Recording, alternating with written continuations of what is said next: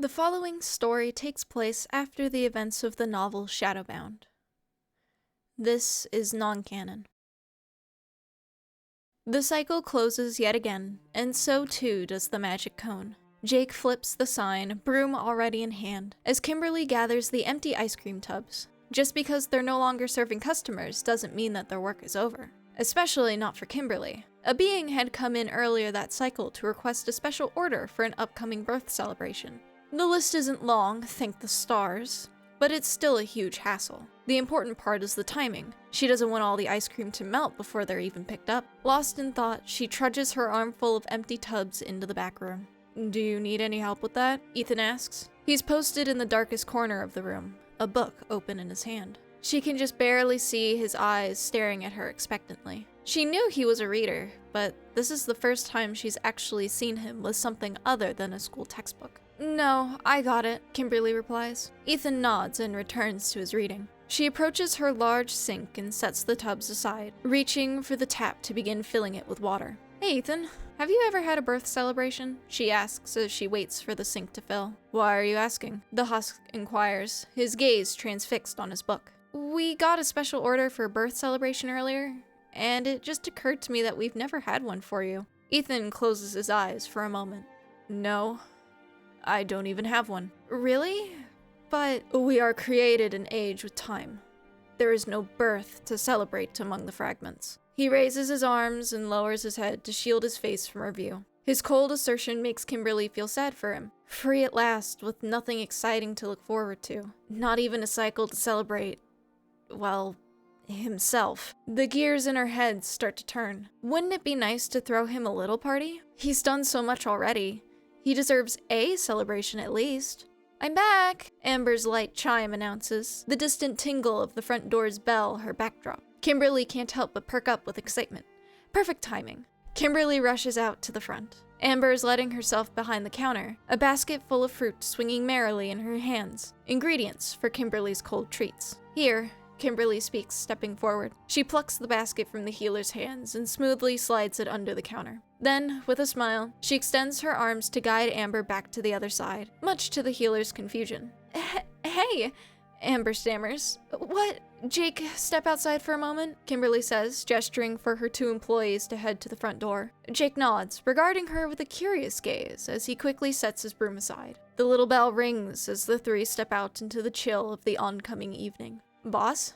Jake hums. "What's going on, Kim?" Amber asks with mild worry. Kimberly takes a deep breath. "This is going to sound sudden, but I want to throw Ethan a creation celebration." The other two stare back at her, momentarily stunned. "A creation celebration?" Amber finally echoes. "This evening?" Jake adds. Kimberly nods. He deserves to have a cycle to look forward to, too. He's still a being, divine or not, so why not this evening? With luck, she's met with understanding looks. "It won't be anything big or fancy," Kimberly adds. "Just a cake and a few streamers." Amber's eyes light up, and so too does the air around her as sparkles glitter in the fading light. She bounces on her toes eagerly, her interest more than piqued. Kimberly can't help but laugh, amused by her burst of energy. "I take it you already have ideas?" Amber nods back, a bright smile on her face. She doesn't explain herself. Her enthusiasm speaks for her. "I guess I'll leave the streamers to you then," Kimberly says. "How much paper do you have?" Amber asks. "Oh, there's a box of scraps in the back you can use." "What about presents?" Jake inquires. Kimberly pauses. She wasn't even thinking about presents. She glances up at the darkening sky where the stars start to twinkle back at them. Most stores are closed by now, though she doesn't want to get him nothing. "I don't know," she admits. "It's probably too late for all of us to find something for him. I don't really know what he likes," Amber mutters. Kimberly casts her a sympathetic glance. To be frank, she has no idea what she'd get for Ethan either. Though they've been friends for a while now, she doesn't actually know much about his interests. Her first ideas are accessory items for mediums, like scented candles or a fancy kneeling cushion, but she doesn't think any of those are a good fit as a gift for Ethan. "Hey!"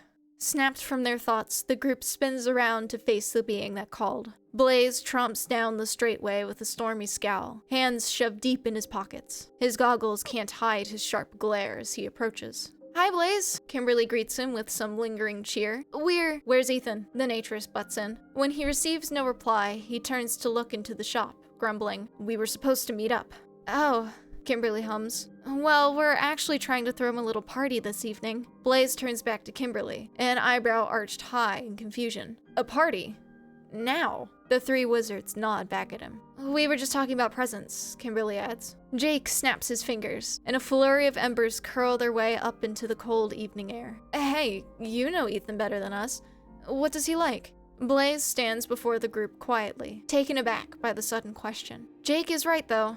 Blaze and Ethan have been tied at the hip since the beginning of their first terms. If there's any being on all of Astria qualified enough to give them ideas for presents, it's Blaze. As the request starts to sink in, Blaze shifts his weight uncomfortably. His gaze falls to the ground as he lifts his hands from his pockets to fold his arms. His lips purse. He shakes his head.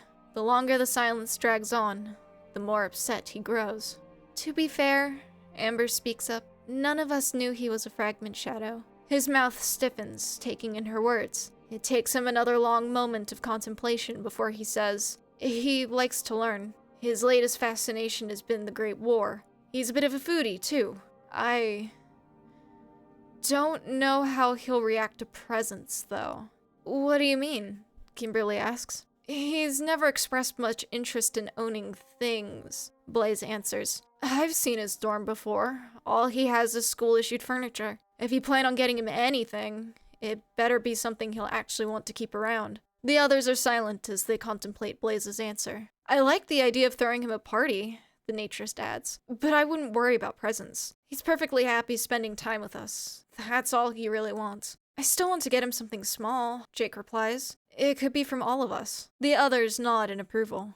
Getting Ethan one present from all of them sounds better than trying to scrounge up individual presents this late into the cycle. Jake lets out a thoughtful hum as he closes his eyes, racking his brain for any possible gift ideas. I'm making a cake too, Kimberly says to Blaze, catching him up with their plans. I've got an idea I've been dying to try lately. I think Eth will like it. In fact, I'm sure he'll never have seen a cake like this one before. Oh? Blaze hums curiously, tilting his head. The cryomancer laughs back at him. It's a surprise. You'll see it soon enough. The naturist rolls his eyes back at her, though a small grin flashes across his face briefly. If Eth's into the Great War, I think I might have an idea for a present, Jake then announces. He opens his eyes with a lack of enthusiasm as he adds, I can't guarantee I'll be allowed to give it to him, but it's worth asking. What are you thinking? Kimberly can't help but ask. Jake shakes his head. I need to ask first before I tell you what it is. All right, Kimberly responds with disappointment. It's probably for the best if Jake keeps his idea to himself anyway. She doesn't want to curse it. With everything they need finally agreed upon, she turns to Blaze.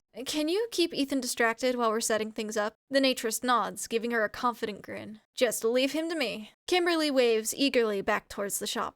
Go get rid of him so we can get started then. The wizards promptly scatter. Jake rushes off down the straightway, his fiery presence disappearing into the cold evening. Blaze takes a confused and startled Husk by the arm, hauling him out of the store to go on a small adventure of their own. Kimberly rushes to the kitchen to start on her surprise cake, as Amber begins to fold and cut the discarded paper scraps at her disposal. This is the time for all of them to shine.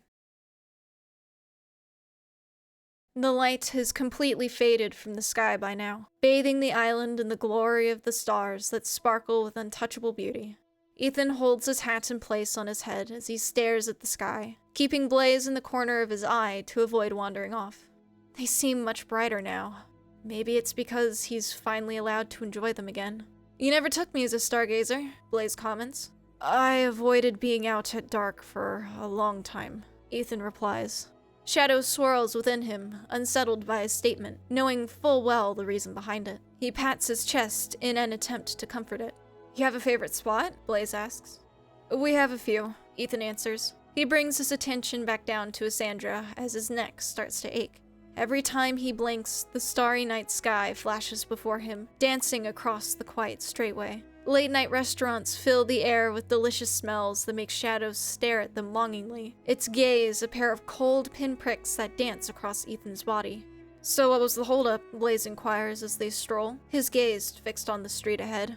Sorry, I was reading, Ethan mutters. Blaze huffs and gives him a dismissive hand wave. I was just curious. Still, Ethan can't help but feel bad. He had made a promise to meet with him, and he broke it. What's the book this time? Ethan's hands stray to his cape, drawing it close to him as he answers. It's an art book. Mostly landscape sketches of Korodon before the war. And? What? How much has the island changed since then? Well, Ethan hums, his gaze falling to the ground. It was strange seeing Pravin before it became a crater, and Aika used to be quite impressive. He falls into silence as he ruminates on the drawings. All the villages on Korodon right now are new. The old ones from the war era were all destroyed or had to be torn down and moved inland. Aika especially was hit hard, with it being the island's major port back when the Void was still an ocean. A lot of the buildings collapsed when the border barrier came into being. We're back, Blaze finally announces, shaking Ethan from his thoughts. Looking up, he can see the magic cones standing only a few feet away from them, though it's changed in the time that the two wizards have been gone. The windows of the shop have been blacked out, albeit rather crudely, by a layer of black paper stuck to one another. Even the front door has been covered. A small pit of dread sinks in Ethan's gut. What's going on? Shadow asks. I don't know, Ethan replies. He can't help but brace himself the closer they get. Blaze casts his gaze to his friend momentarily before giving him a firm pat on the back. Relax, I'm sure it's harmless. I think Ethan starts, only for Blaze's hands to clamp down on his shoulder and guide him to the blacked out storefront. Trust me, you'll like this, is his friend's response. Together, they approach the door. The paper glows as they draw closer, the lights still on inside. Shadow squirms with worry, and so would he if Blaze weren't here, if this wasn't Kimberly's shop, if he wasn't friends with Jake. They wouldn't, Shadow mutters. No, Ethan answers hopefully. Still, he can't help but dread that something is going to go wrong. Blaze opens the door with ease. It's not locked, with the closed sign still hanging where it always does, the paper having been hastily stuck around it. Before Ethan can survey the room, his friend shoves him inside with a hefty push. The front of the shop has been turned from a regular dine-in seating area to a spooky, by regular medium standards, party room. The small tables cluster in the center of the room to form one decently sized eating surface. What chairs aren't in use have been stacked in one of the far corners of the room. Paper cutouts of white skulls and black death symbols hang across the walls in long streamers. Before he can even ask what on Astria is going on, Amber and Kimberly spring up from behind the serving counter, yelling with arms stretched high into the air. Surprise! What? Ethan stammers. Blaze laughs, gesturing to the room. It's for you, man. But his confusion remains. All of this? For him? What does that mean? Why? What's the occasion? This hardly looks to have been thought out in advance. The girls come out from behind the counter, Kimberly gesturing to the table glob and chairs in the center of the room. Why don't you take a seat, Eth? Sure, he replies beneath his breath. He slowly staggers over to one of the chairs, Blaze not far behind him. Amber plops into the chair across from Ethan, smiling as bright as the stars in the sky, her enthusiasm radiating a comforting warmth. Kimberly sits on her left. Blaze stands on Ethan's left, his hands placed on the back of the chair he intends to take for himself. He gives Ethan a reassuring nod. Almost in sync, the two plop down into their seats. Blaze leans back, kicking his heels up onto the table, much to Kimberly's dismayed glare. Ethan, however, perches on the edge of his seat, not quite ready to settle in.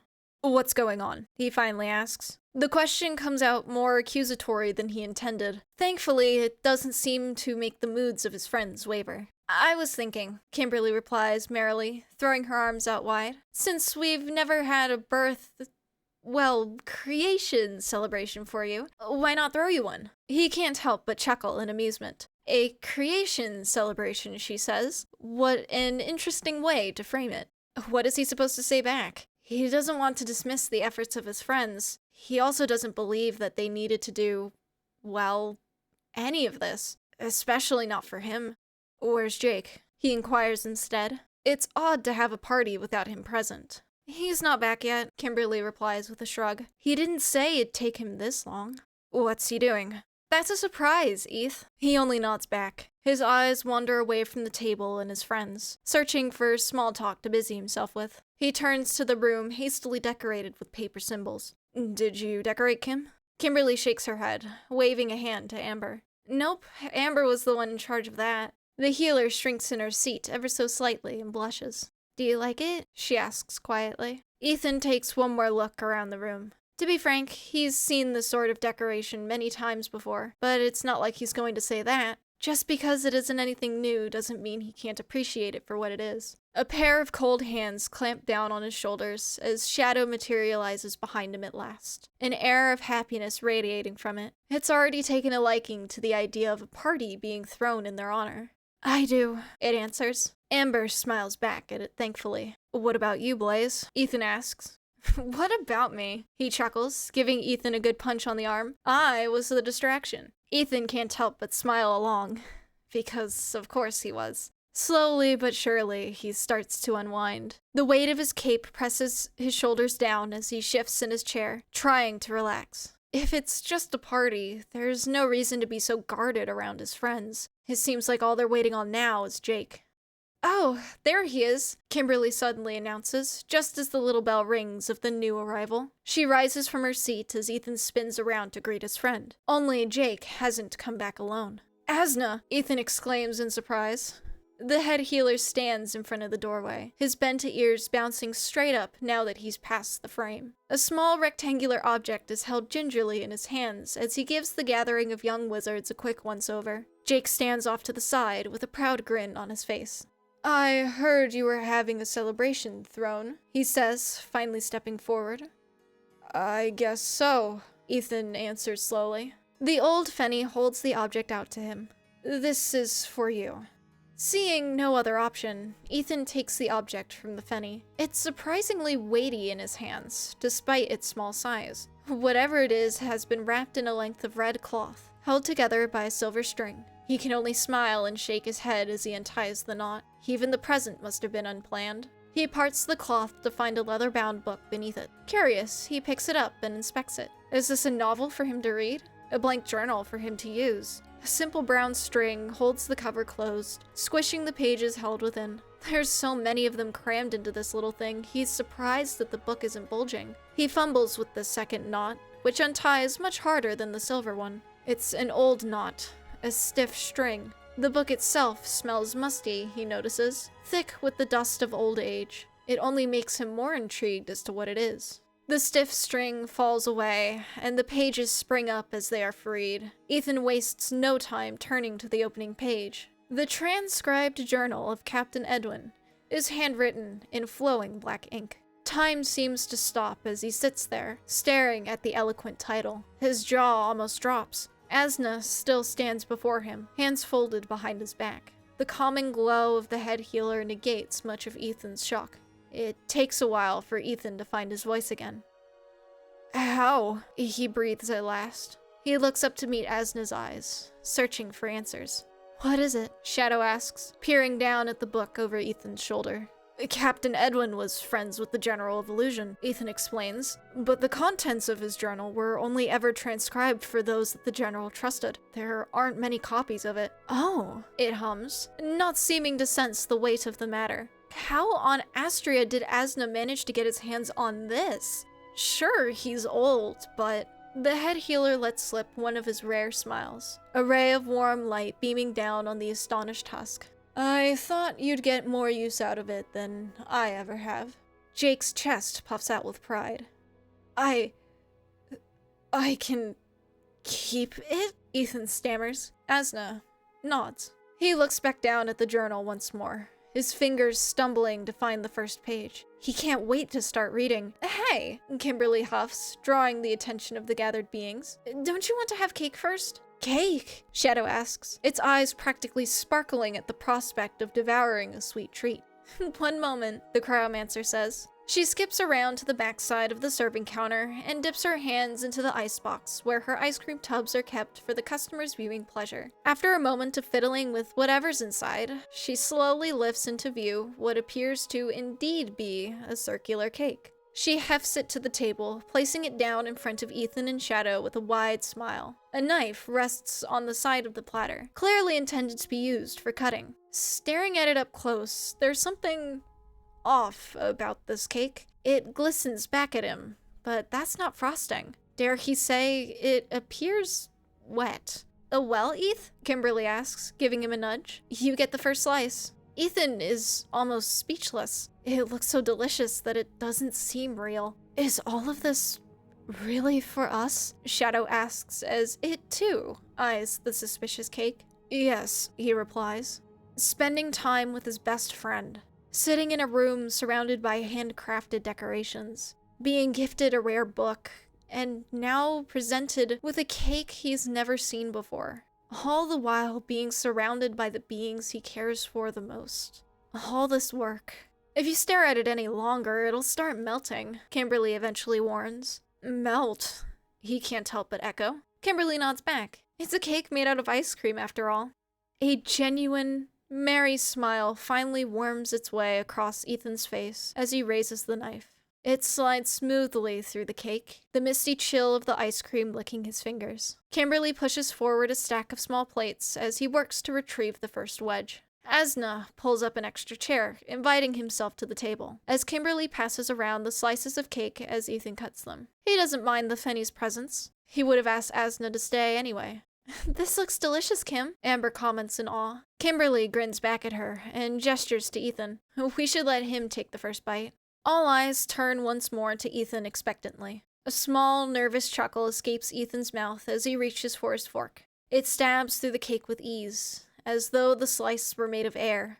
He looks up at all who have gathered and gives each one of them an approving nod.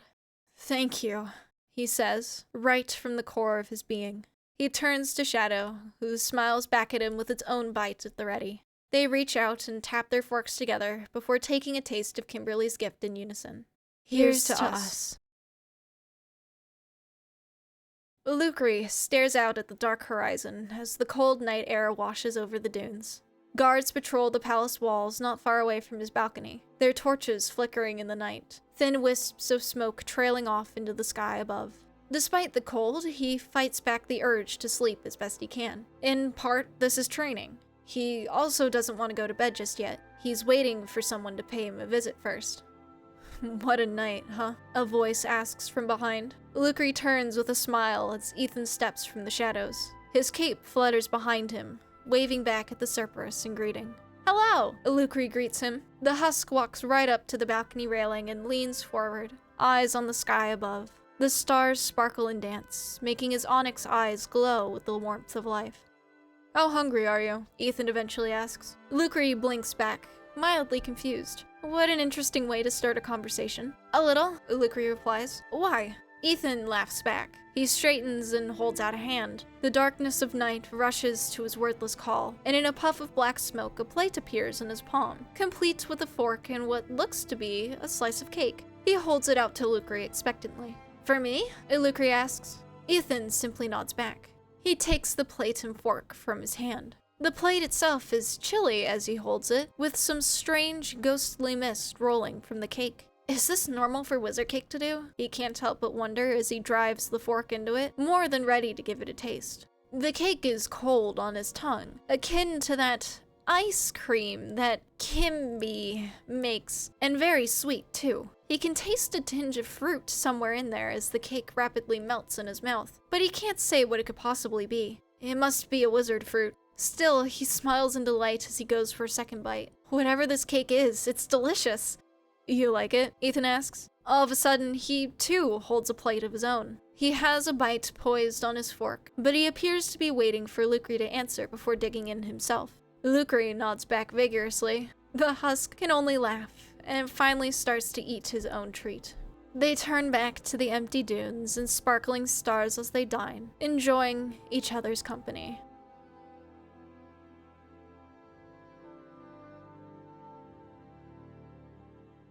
Happy first anniversary, Shadowbound.